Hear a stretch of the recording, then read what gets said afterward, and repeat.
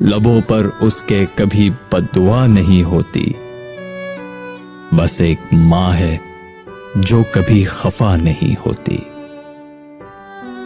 इस तरह मेरे गुनाहों को वो धो देती है। मां बहुत गुस्से में होती है तो रो देती है। मैंने रोते हुए पहुंचे थे किसी दिन आंसू, मुद्दतों मां ने नहीं धोया दुपट्टा अपना। अभी जिंदा है मां मेरी, मुझे कुछ भी नहीं होगा। मैं जब घर से निकलता हूं दुआ भी साथ चलती है।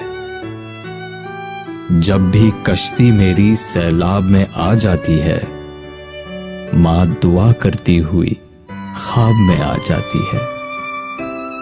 ऐ अंधेरे देख ले, मुंह तेरा काला हो गया। मां ने आंखें खोल दी, घर में उजाला हो गया। मेरी ख्वाहिश है कि मैं फिर से फरिश्ता हो जाऊं, मां से इस तरह लिपटूं कि फिर से बच्चा हो जाऊं।